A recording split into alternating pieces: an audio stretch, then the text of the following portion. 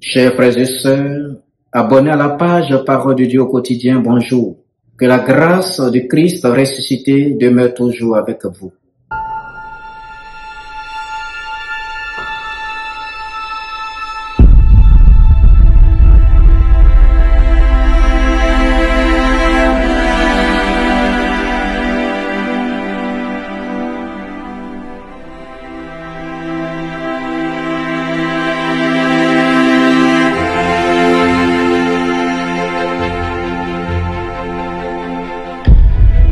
Aujourd'hui 10 mai, l'Église, notre mère nous donne de faire mémoire de Saint Jean d'Avila, prêtre et docteur de l'Église.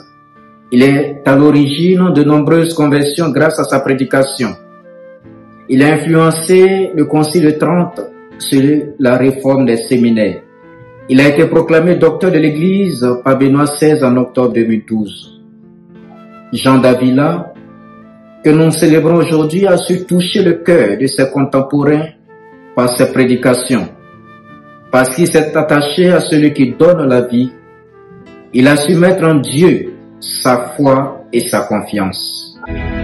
Chers frères et sœurs, mettre sa foi et sa confiance en Dieu, c'est ce à quoi, depuis quelques jours, Jésus lui-même, à travers les textes sacrés que l'Église, notre mère, nous propose, nous y invite. Jésus se révèle comme le pain de vie, le pain vivant qui donne la vie éternelle. Alors celui qui s'approche et fait l'effort de croire en lui aura la vie éternelle et de surcroît la résurrection au dernier jour. L'évangile de ce jour nous dit que cette parole prononcée par Jésus a déconcerté beaucoup de ses auditeurs et cela a créé une division. Et beaucoup de ses disciples ont cessé de le suivre, de l'accompagner. Seuls les apôtres, par la bouche de Pierre, ont reconnu en Jésus l'essentiel de leur vie. Voulez-vous partir vous aussi? C'est la question que Jésus pose à ses apôtres qui sont restés.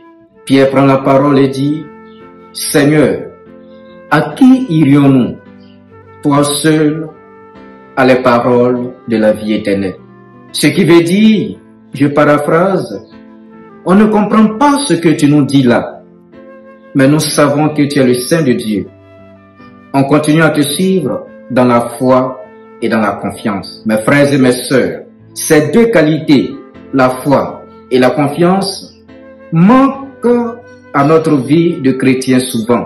Bien souvent, frères et sœurs, dans notre marche à la suite du Christ, nous récriminons, ou du moins nous cessons de suivre le Seigneur. Nous abandonnons le Seigneur en cours de chemin parce que nous n'arrivons pas à comprendre ce qui se passe dans notre vie malgré les multiples prières et les évangélisations. Nous arrêtons de suivre Jésus parce que toujours ce sont les mêmes choses qui nous arrivent. La maladie, l'échec, la souffrance et bien d'autres qui frappent toujours à notre porte. Et en cela, nous voyons que nous suivons le Christ uniquement pour qu'il puisse résoudre nos soucis de chaque jour. Mes frères et mes sœurs, Jésus nous connaît plus que nous-mêmes. Il sait si notre cœur est tout donné à lui ou si nous jouons avec notre relation. Et lui-même le dit dans l'Évangile, c'est l'Esprit qui fait vivre, la chair n'est capable de rien. Marchons donc avec le Christ et cherchons à le connaître pour croire véritablement en lui. Car seule la foi nous donne de persévérer à la suite du Christ. Et cette foi permet au Christ ressuscité d'agir toujours dans notre vie et par nous. Et c'est ce que la première lecture, tirée du livre des Actes des Apôtres, au chapitre 9, les versets 31 à 42, nous révèle. La foi agissante de Pierre permet au Christ de faire 2 miracles.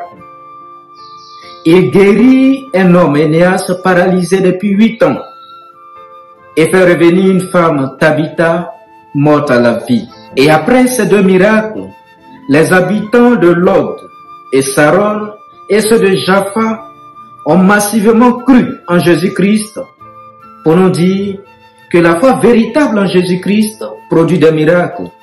Et les miracles que nous recevons produisent la foi. Mes frères et mes sœurs, chers amis abonnés à la parole de Dieu au quotidien, faisons toujours l'épreuve de Jésus dans notre vie et nous ne serons jamais déçus. Demandons cette grâce au Seigneur au cours de cette journée. Demandons cette grâce au Christ ressuscité de nous donner une foi sincère, une foi qui puisse nous permettre de toujours faire des prodiges, une foi qui puisse nous donner accès à cette vie qui ne finit pas. Que le Seigneur soutienne nos efforts, que le Seigneur soutienne notre foi et nous accorde grâce et bénédiction. Que le Seigneur, celui-là même qui dispose nos jours dans sa paix, vous bénisse au nom du Père et du Fils et du Saint-Esprit. Bonne journée et que l'Esprit du Seigneur nous accompagne. Amen.